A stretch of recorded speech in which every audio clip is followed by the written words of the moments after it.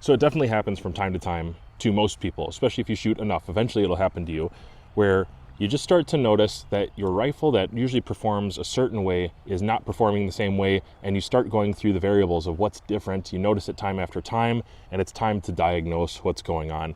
That's normal. It does happen. Weather changes, fluctuations, changes in ammo lots. If you're shooting production ammo or just off the shelf ammo, you're not hand loading.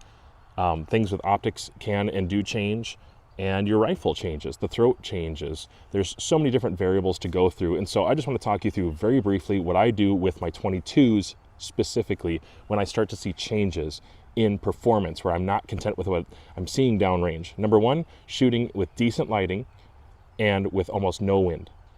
Like right now, it's 0 to 1 mile an hour wind. That's necessary for 22 shooting. And then I start shooting at distance where I know like exactly what my group size should look like with a particular kind of ammo with a particular setup. So I don't change the bipod around. I don't add or introduce more variables to try to fix the problem. First, I try to diagnose what's actually going on. And this is my most typical way to shoot with this bag and this Arca bipod from Atlas.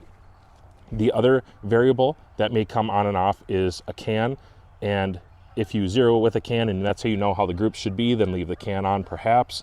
But you might want to consider taking it off and just look at the performance between the two, because perhaps the can is the first variable of something that's going on. Maybe it's dirty, maybe you had a baffle strike, maybe it's not on all the way. Some cans seem to do better in hot weather versus cold weather or vice versa. So there's lots of variables there, but your connection, your thread, and the internal baffles, or clean or dirty, heavy, light, those are things that I will look at with this particular setup.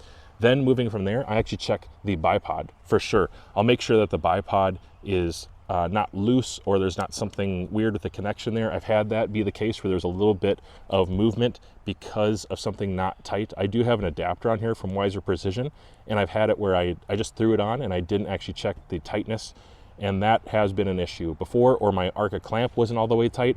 On rifles that have Arca rails added, they're not integral, I've had Arca rails come loose. So that's the next thing I'll start looking at. And you just kind of scan down the rifle. It's basically what you would think. I do sometimes check for play in the barrel because it's a CZ457 and they have two Allens that kind of retain the barrel in there. I'll squeeze that a little bit, just make sure it's not totally loose or floppy. I might do a more in-depth check if I can't find anything else.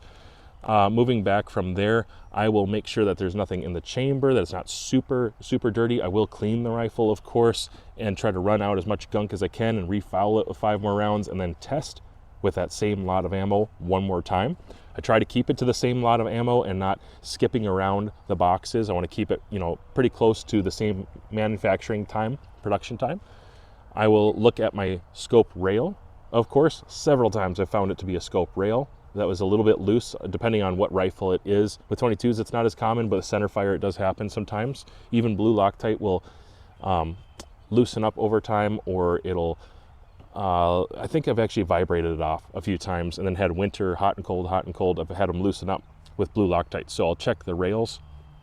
Then I will look at the scope rings themselves and make sure nothing shifted there. I've had at least 3 or 4 times where the scope rings with like a 308 AR-10, I've had it loosen up, and the rings that I had used were just not super high quality, which is another reason you should use high quality rings. I'm using these Sunway Photo rings, and I can recommend these. I've had these on Magnums, I've had them on Rimfire, and everything in between, and I really like them.